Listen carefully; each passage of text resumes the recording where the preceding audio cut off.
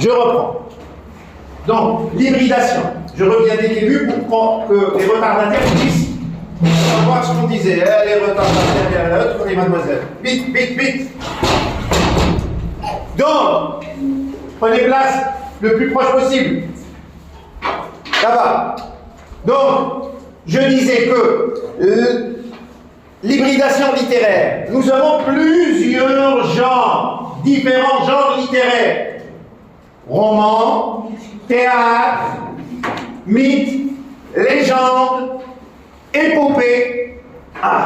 Nous nous sommes arrêtés sur le mythe et la légende. Quelle est la différence entre mythe et légende? Nous avons dit que la légende, c'est une histoire imaginaire, fictive, mais dont le socle est réel. Dont le socle est réel. Le socle diégétique est réel. C'est-à-dire, par exemple, le personnage principal de cette histoire, de cette légende, est un personnage réel. Nous avons donné l'exemple de Shah.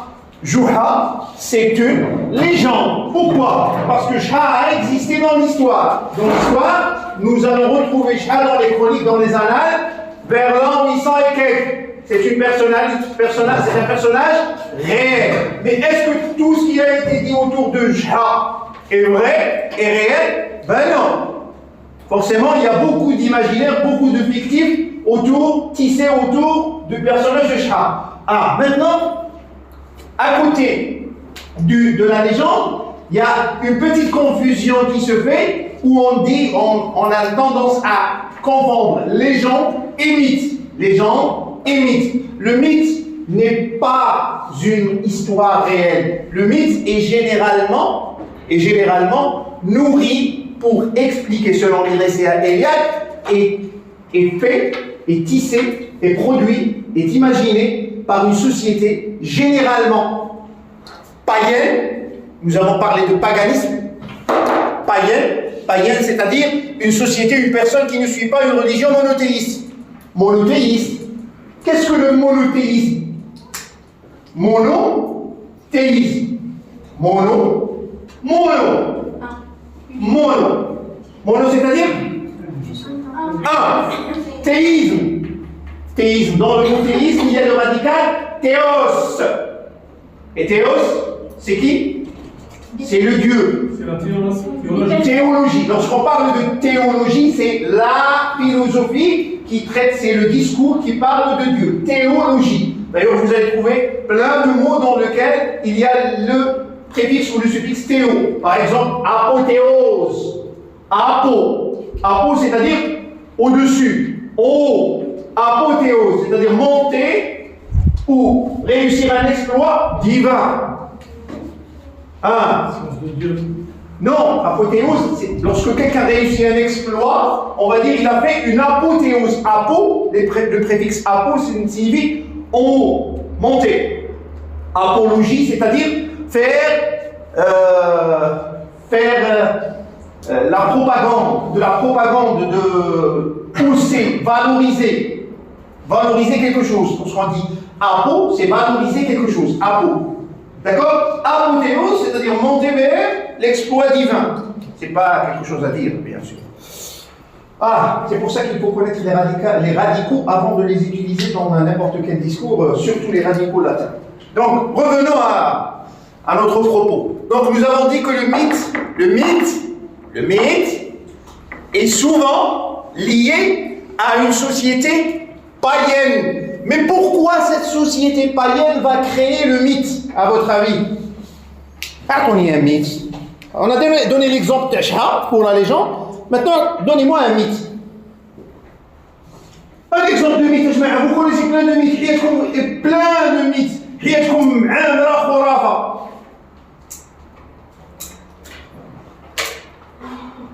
Dans le cinéma, il y a plein de mythes dans le cinéma.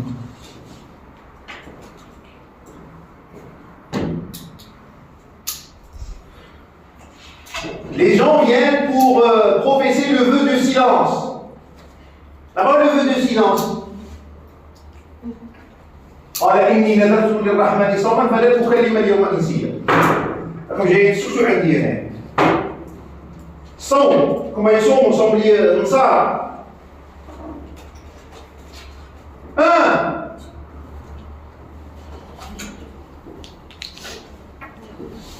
Il y a plein de mythes dans votre vie, plein de mythes que vous connaissez.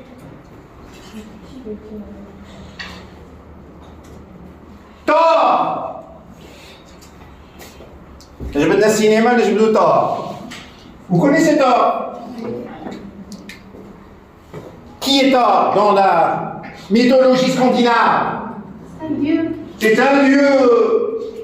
Ah bon? Le dieu de quoi? Le dieu de quoi?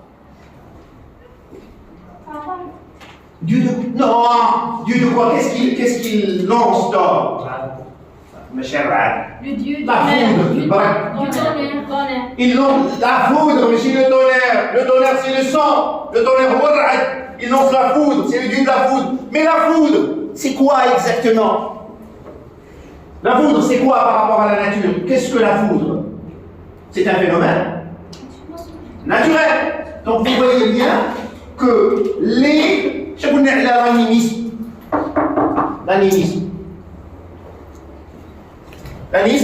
l'animisme, c'est une doctrine qui attribue à chaque phénomène une âme derrière lui. C'est-à-dire qu'il y a forcément une âme. Dieu, un dieu du tonnerre, un dieu de la foudre, c'est une âme. Donc, ils essayent, les Scandinaves de l'Antiquité, les païens scandinaves, ne comprenaient pas les phénomènes naturels de la foudre. Ne comprenaient pas les phénomènes naturels de la foudre. Ils ne pouvaient pas l'expliquer scientifiquement. Donc qu'est-ce qu'ils ont créé? Ils ont créé le mythe. Le mythe est créé pour expliquer un phénomène naturel, parfois un phénomène psychologique, un phénomène social. Phénomène social, il y a un mythe qui explique un phénomène social. Le phénomène social dont les femmes sont friandes, le narcissisme, narcissie. Et moi je vais dire narcissie. Le narcissisme. Narcisse est un mythe pour expliquer un phénomène. Comment? Social. Quelqu'un qui aime sa personne, qui adore sa personne, c'est du narcissisme. Le narcissisme est un mythe qui revient à la mythologie, au mythe de Narcisse. Donc, à chaque fois que ces sociétés païennes ne trouvaient pas explication, d'ailleurs, ils n'avaient pas l'art ni la science d'expliquer certains phénomènes naturels ou psychologiques. Qu'est-ce qu'ils créaient? Ils créaient des mythes. Le mythe est une forme de littérature. C'est pour ça qu'il ne faut jamais dire, on va dire c'est comme il ne faut jamais dire le mythe coranique. Il n'y a pas de mythe coranique. Il faut comprendre qu'est-ce que c'est le mythe. C'est le qasas, c'est le récit coranique. Le Coran, il n'y a rien de mythe. Il n'y a pas de phénomène naturel expliqué dans le Coran. D'accord? En tout cas, pas de phénomène naturel expliqué selon la mythologie. C'est pour ça qu'il faut faire attention lorsque vous utilisez certains propos, une certaine terminologie quand il s'agit de quelque chose qui ne relève pas de la littérature. Le Coran, ce n'est pas de la littérature. C'est un texte. Quoi? C'est de la littérature? Ce n'est pas de la littérature. C'est un style littéraire, mais ce n'est pas de la littérature. Parce qu'il faudra faire la part des choses entre ce qui est style littéraire et ce qui est genre littéraire. Le Coran adopte un style littéraire, mais il n'est pas un genre littéraire. Ce n'est pas un genre littéraire. Le Coran, c'est un texte jurisprudentiel. Vous voyez? Mettons la parenthèse. On a tendance à ouvrir des parenthèses. Donc, on revient. L'hybridation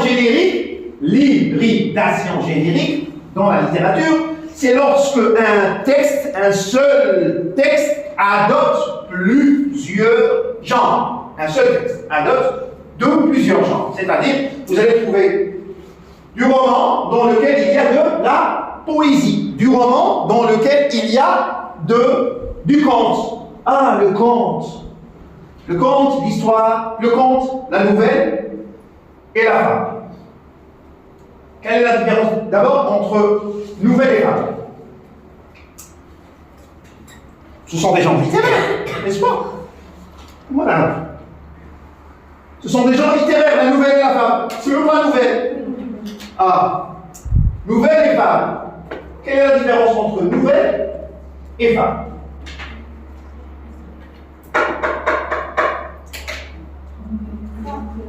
Non, la nouvelle c'est la même chose que la fable. Sauf que la nouvelle c'est de la prose et la fable c'est de la rime. C'est de la poésie. D'accord? Donc, prose. Mais, pourquoi la nouvelle? La nouvelle, elle est courte. La nouvelle, elle est courte. Elle s'actionne sur 2 ou 3 personnages maximum. C'est-à-dire pas beaucoup de personnages. Le renard et le corbeau. La fourmi et la cigale. Il n'y a pas beaucoup de personnages. C'est pas comme un roman. C'est pas une longue histoire. C'est une petite histoire qui se termine toujours par une morale. La nouvelle et la fable, c'est presque la même trame, sauf que la structure n'est pas la même. La structure, la nouvelle, c'est de la prose. La fable, c'est de la rime. C'est de la poésie. Le conte, non. Le conte, c'est dans le fantastique. Ça s'inscrit dans le fantastique et ne se termine pas souvent par une morale. Ça finit toujours une fin heureuse. Ils se marièrent et eurent beaucoup d'enfants. Là. D'accord? Ah. Quoi d'autre? Le roman. Nous, le roman, parce que le roman, c'est le genre littéraire par excellence. Voyons, Goulouli. Le roman, c'est quoi pour vous? Le roman, c'est quoi? Le riwaya. On voit pas de hein? Le roman, c'est quoi?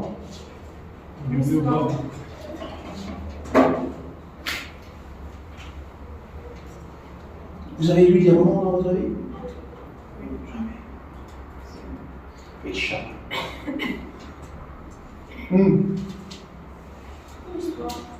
C'est une histoire. Le roman, c'est une histoire. Le roman, c'est une histoire. C'est-à-dire, nous allons prendre l'exemple que j'ai donné la dernière fois. D'ailleurs, si vous avez écouté mon cours de la dernière fois, avec le groupe 2, vous aurez pu le savoir.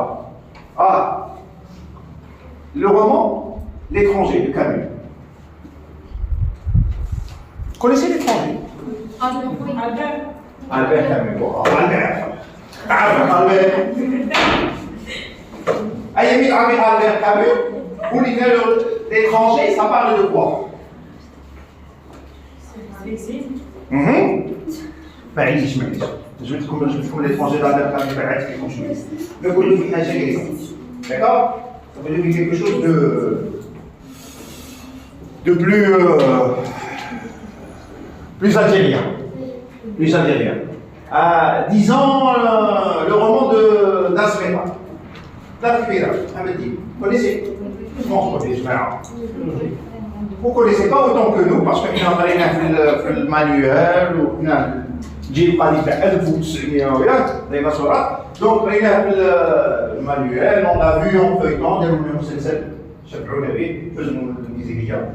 d'accord? قناة واحدة فقط هي فيما شغل تتفرج المسلسل بس يبعد فرجناش شنو هذا العبارة donc d'Asmera. C'est un roman, c'est une histoire.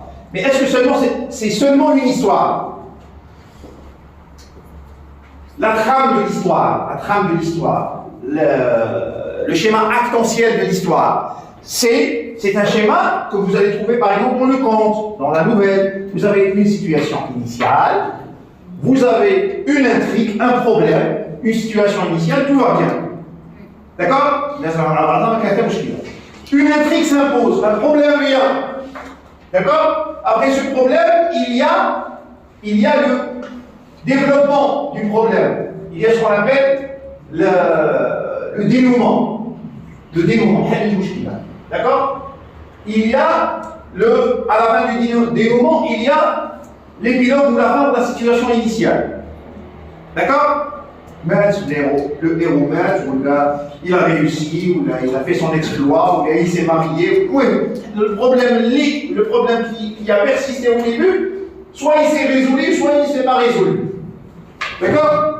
C'est ça le schéma archétype de l'histoire. Qu'est-ce qu'on fait quand vous Qui va? Normalement, c'est comme ça. Dans le roman, vous n'allez pas trouver ça. Dans le roman, vous n'allez pas trouver ça. Par exemple, le roman qu'on a traité la dernière fois, le roman de Jma, dont on a fait je vous ai donné le résumé, dont on a fait l'étude génétique. C'est un roman qui ne finit pas par un dénouement, qui finit par le commencement. La même situation de la fin, c'est la même que celle du commencement. Donc, c'est en quelque sorte de la philosophie. C'est pour ça que vous allez trouver ce qu'on appelle des romans historiques, des romans philosophiques, des romans politiques, des romans. Donc tout ce genre de romans essaye de puiser dans les autres textes, les autres disciplines, pour se faire quoi? Pour se faire une légitimité. Une légitimité. Pour que ce roman soit légitime. C'est-à-dire que le lecteur, en abordant le roman, en débutant la lecture du roman, il cherche quoi? Il cherche à se divertir, bien sûr, à susciter une nouvelle dimension de la littérature, mais surtout à se cultiver. Parfois, on se cultive en lisant de la littérature.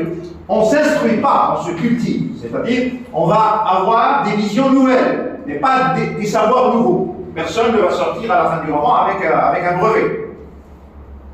D'accord? Personne ne réussira à faire une exponentielle à la fin d'un roman, ou à résoudre une quelconque équation. Le roman, ce n'est pas un lieu de savoir, ni philosophique, ni historique, ni religieux, c'est un lieu de fiction, par excellence. Mais n'empêche, le premier dessin du roman, ce n'est pas le même que celui de l'histoire, de la nouvelle, du conte, ou de la fable, ou du mythe, ou de la légende. Non!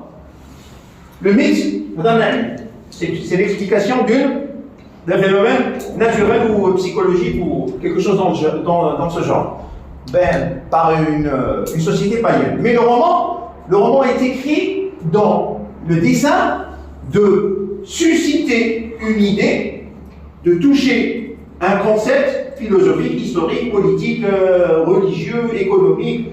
Généralement, c'est philosophique, religieux, social. Généralement. Philosophique, religieux, social. Politique. Quand on parle de société, on parle forcément de politique. Dans ce contexte-là, le roman le texte emprunte des textes en dehors de la littérature. Et là, on parle d'intertextualité. C'est l'intertextualité. Les boules arabiennes, tanas, jibnas, fatahmenas, d'accord? L'intertextualité. Changement. D'accord? Échange. Pas changement, échange. Donc, ramener de la philosophie à un texte, le mettre dans le roman pour parler de philosophie. Ramener un texte religieux, le mettre dans la littérature pour parler de religion. Ramener de la politique, une citation politique, la mettre dans la littérature pour parler de politique. Et c'est ça qui donne de la légitimité à la littérature. C'est ça qui fait que la littérature est une mimésis de la réalité. Elle mime la réalité.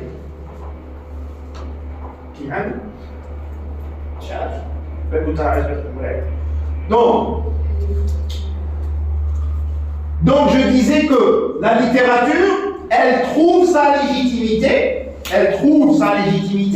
dans les textes qui sont en dehors de la littérature. C'est pour ça que dans la littérature, la valeur de la littérature, une littérature, un roman par exemple qui a pris quel prix, par exemple, il a pris le prix Nobel, le prix Goncourt, le prix Aleph.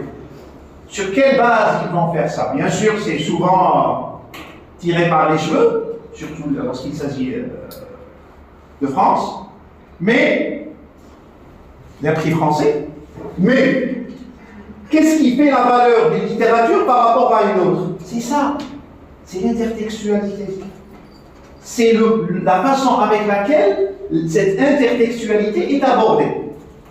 Et à chaque fois que vous allez ramener un texte et vous allez savoir, vous en tant que, vous aurez le génie en tant qu'écrivain de savoir l'exploiter dans votre littérature. تعرف كيفاش تستعملها في الليتيراتور، تعرف كيفاش تبسط هذاك المفهوم الفلسفي ولا ce concept philosophique ou la historique ou la religieux ou là, tu le banalises, tu le rends assez simple pour que le lecteur non averti puisse l'absorber, puisse le comprendre, puisse l'adopter.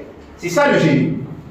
Bien sûr, à travers une trame esthétique. Donc, figer, n'oubliez pas que figer la littérature, d'une façon générale, le roman d'une façon précise, de figer au seul aspect esthétique, le roman, la littérature, c'est l'esthétique, c'est le beau texte. Il y a des littératures qui n'ont rien de beau. Il y a des écritures littéraires qui n'ont rien de beau. Kafka, ça n'a rien de beau. La beauté reflète. La beauté du texte me cache. D'accord? Donc, l'esthétique n'est pas forcément la beauté. L'esthétique, c'est le fait de toucher les sens du lecteur.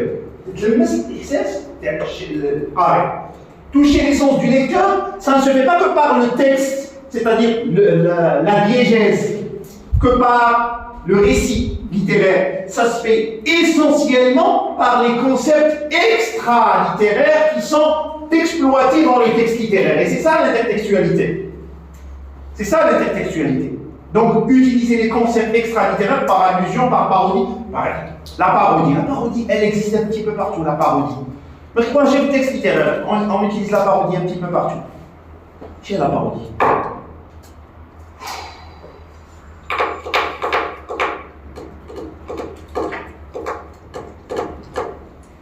J'ai l'impression de parler à des extraterrestres ce matin. J'ai l'impression de parler à des extraterrestres. Ou c'est peut-être c'est moi qui suis l'extraterrestre.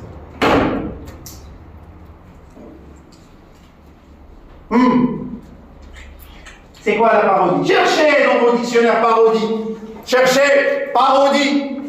Une émission satirique ou comique. Merci, c'est de la satire, c'est-à-dire adopter un aspect non littéraire et le rendre d'une façon littéraire quelque chose de satirique. Par exemple, dans la parodie, dans le cinéma.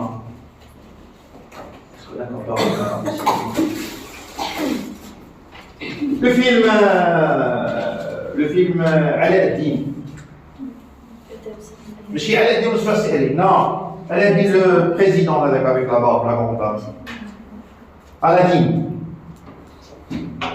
Cherchez dans le. Vous avez le. Vous n'avez pas le. Cherchez-le. Aladdin. Il parodie Kadhafi. Donc, c'est une parodie. C'est une parodie du dictateur, entre guillemets, du monde arabo-musulman. Donc, la parodie, c'est prendre quelque chose de la réalité et la rendre humoristique dans le contexte littéraire. Ça existe partout. On l'utilise partout. Tu utilises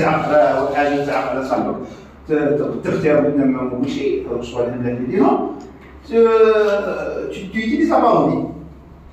D'accord? C'est de la parodie.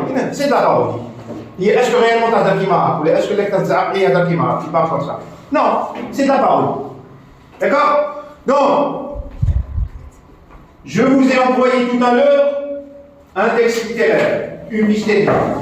Elle est sur la page Facebook et sur le groupe WhatsApp. Téléchargez-la et commencez à lire. C'est un texte de Femme sans sépulture de Assia Djebbar. Assia Djebbar. Donc je vous donne. Quelle heure est-il? Je lis, suivez. Donc, c'est un extrait de La femme sans sépulture d'Assia Djebbar, un roman de 2002. Dans ce roman, c'est le résumé, la mise en situation, pour que vous puissiez comprendre de quoi parlent ces extraits. Dans ce roman, Djebbar raconte l'histoire de Zulekha, une résistante algérienne pendant la guerre d'indépendance, à travers une narration, s'il vous plaît, qui mêle témoignages oraux, enquête historique et fiction. L'extrait suivant illustre un passage où la narratrice, une cinéaste alter ego de l'auteur, interroge des femmes dans un village. L'intertextualité se manifeste par une allusion à la tragédie grecque d'Antigone, de Sophocle. J'espère que vous avez cherché ce que c'est. Tandis que l'hybridation générique apparaît dans le mélange des styles. À vous de le découvrir à travers la structure. Je lis l'extrait. Zulekha, Antigone de ma mémoire, toi qui as défié l'interdit d'ensevelir les mots, les femmes du village ne parlent pas. Elles redisent, leur voix n'est pas un témoignage, c'est un standing, un chant debout. Je ne filme pas un documentaire, j'entre en communion avec les bruissements de la révolte. Ainsi, l'histoire ne passe pas à la grande porte des archives. Elle entre par la ruelle, par la parole essoufflée de la voisine, par le souffle coupé de la mère. Je suis là, caméra à l'épaule, greffière de ces instants, non pas pour chercher la vérité, mais pour recueillir l'écho de ces vies éclatées. C'est un tombeau de papier que je construis pierre à pierre, mot à mot, contre l'oubli. Ce n'est pas un texte très long. Donc, première apparition du mythe. Voyez, je m'arrête. Première apparition, j'espère que vous avez cherché le mythe. Le résumé, c'est l'Antigone. L'Antigone, c'est quoi un Antigone? Qu'est-ce qu'un Antigone? Même pas pris la peine de le chercher. C'est quoi un Antigone? Non.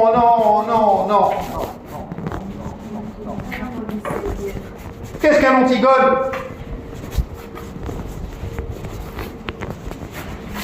Qu'est-ce qu'un Antigone, je m'arrête.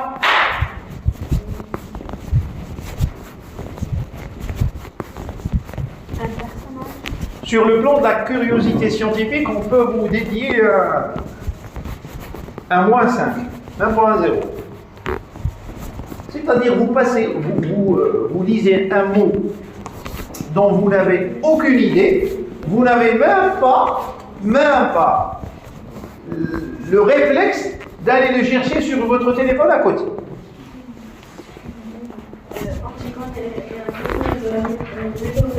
Merci.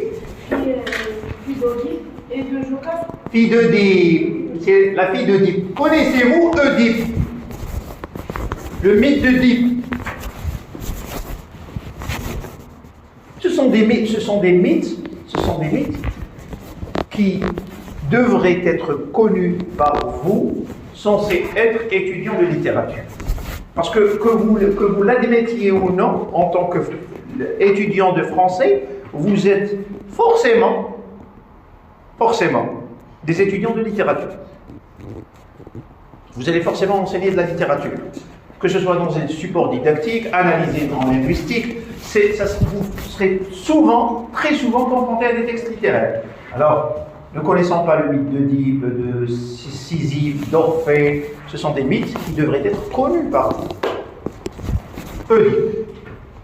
Vous connaissez le Sphinx? Le sphinx.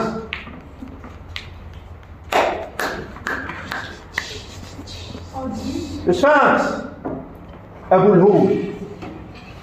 C'est le Gobi? Hein? C'est Abu al-Hud, oui. Et l'Égypte, à côté de la pyramide de Khéops. À côté de la pyramide de Khéops. Haram Khoufou. Combien y a-t-il de pyramides? Les grandes pyramides. 3 pyramides de Gizeh. 3 pyramides. شكون هما؟ خوفو؟ خفرع؟ ها؟ ثالث من ترى ولا حاجة كيما هاك؟ Oui. Donc, et à côté de la grande pyramide, vous avez le sphinx. Le sphinx est lié à quelle légende, à quel mythe, pardon. Le sphinx est lié à quel mythe? Mythe d'Oedipe, bien sûr. Mais qu'est-ce que fait le sphinx? Est lié à quel défi? Lorsqu'on parle de sphinx, on parle de chargeur 120. Batterie 5000. 128 gigas. Lorsqu'on vos téléphones vous en rendez vous. Le sphinx c'est l'énigme. Le sphinx c'est l'énigme. Lorsqu'on parle de sphinx, on parle forcément d'énigme. Urgence?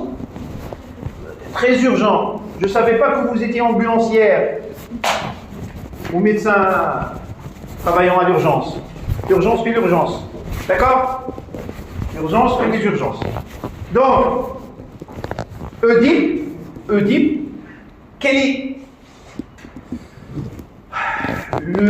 la première caractéristique du mythe d'Oedipe?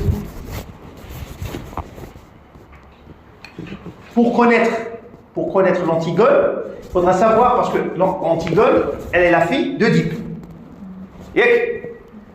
La fille d'Oedipe, c'est une... Qu'est-ce qui fait qu'Oedipe est un personnage emblématique dans la mythologie grecque? Il a forcément fait quelque chose d'exceptionnel. Parce qu'on a dit déjà que le mythe, par rapport au mythe, le mythe explique quoi? Explique un phénomène. Le mythe explique un phénomène.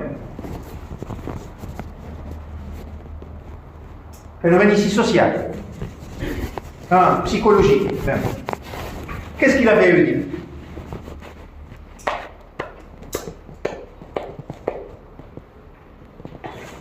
Oedipe a tué son père. Tué son père, Maderouelo. Il a épousé sa mère. Il a tué son père et épousé sa mère. Il a épousé sa mère, moi. Il a tué son père et épousé sa mère. Donc, c'est en quelque sorte un phénomène social. Phénomène social de rivalité familiale. On ne va pas trop s'étendre là-dessus. L'Antigone est la fille d'Oedipe, donc une fille qui est née dans le paradoxe. Une fille qui est née dans le paradoxe. Lorsque l'extrait est ouvert par Zulikha et l'Antigone, déjà, vous, lecteurs, connaissant l'Antigone, le mythe de l'Antigone, vous avez déjà une allusion, une intertextualité, une allusion au fait que Zulikha représente un paradoxe. Normalement, c'est un paradoxe. Merci. C'est-à-dire, il y a un conflit intérieur. Elle n'est pas seulement la fille d'Oedipe, celui qui a tué son père et épousé sa mère, mais aussi elle est la fille qui doit faire un choix entre l'affectif et le devoir. Elle doit dénoncer son frère qui a trahi, c'est-à-dire elle doit obéir à l'éthique, mais en obéissant à l'éthique, elle doit dénoncer son frère traître. l'Antigone. Donc, déjà, en situation initiale, en entrée, dès que vous connaissez que le texte parle d'Antigone, qu'il assimile Zulikha à l'aspect de l'Antigone, vous êtes en connaissance déjà de cette allusion que Zulikha est dans un paradoxe. Zulikha est dans un paradoxe. Donc, ces mythes, étendez-vous, connaissez tout ce qui est en relation avec le mythe, faites de la mythologie. Mais au moins que vous connaissiez les mythes grecs, gréco-romains, la mythologie, qui va vous donner un petit peu, vous faciliter d'attraper le fil d'Ariane dans l'interprétation du texte. L'interprétation du texte, c'est comme ça. D'accord? Parce que l'intertextualité, c'est ça. L'intertextualité, c'est retrouver le lien avec le lien qui fait que le signe mythologique ou intertextuel, pas forcément mythologique, dans ce cas-ci, nous avons la mythologie, mais on n'utilise pas souvent la mythologie. Parfois des personnages d'histoire réels, parfois des faits historiques. Parfois, donc à chaque fois, on va dans l'intertextualité, on va faire allusion ou parodier quelque chose qui existe, soit dans l'histoire, soit dans la religion, soit dans la mythologie. Mais connaissant ce concept, qui compte le concept, ça va te faciliter l'interprétation du texte. C'est-à-dire, ça part d'un postulat qui finit forcément par faire le lien du signe avec la mythologie, avec l'histoire, avec la théologie, avec la philosophie. Il y a les concepts clés. Chaque fois que tu découvres un nouveau terme, tu es muni de ton dictionnaire, tu ouvres ton dictionnaire, ou là tu cherches sur le net, tu cherches pour pouvoir trouver. Mais dans un examen, il n'y a pas de net. D'accord? Donc autant avoir. Parfois ce n'est pas évident. Parfois, ce n'est pas évident, surtout pour ceux qui font mémoire en littérature. Un mémoire en littérature, parfois, ce n'est pas évident de trouver la problématique si on ne lit pas tout dans la globalité, parce qu'il ne s'agira pas souvent d'un extrait, mais d'une œuvre entière. Donc, le fait de trouver le lien entre le signe et la mythologie, dans ce cas-ci, dans ce cas d'Essir Djebba, de Femmes sans sépulture, déjà nous met dans la situation de paradoxe que vit Zulikha dès le début. Zulikha est forcément, même le roman, qui dit que Zulikha est un Antigone, tu sais que Zulikha elle est partagée entre le devoir et l'affectif, entre Shawajib Aliha et Shitbri. Ça y est? Il y a l'intertextualité d'une façon aussi simple que ça.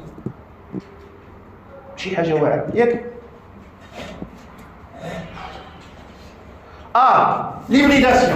Maintenant, l'hybridation générique. L'hybridation générique, nous allons retrouver un mélange de styles.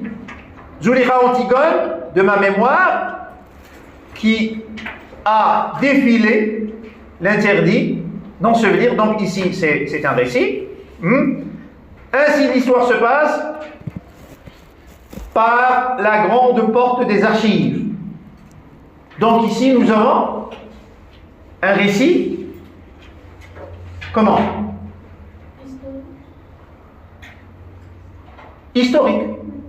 Récit historique, parce que ça parle de révolution. Ça parle de faits historiques. Ça parle de faits historiques. Ce n'est pas de la diégèse, c'est du rapport historique. Ça parle de révolution, de femmes, de souffrance. Donc, ce n'est pas qu'un récit qui lie dialogue, personnage, diégèse, narration. Donc, on mélange récit historique et récit littéraire. C'est ça le mélange de styles. Parce que l'extrait est assez court, donc on n'a pas beaucoup de styles qui émanent à travers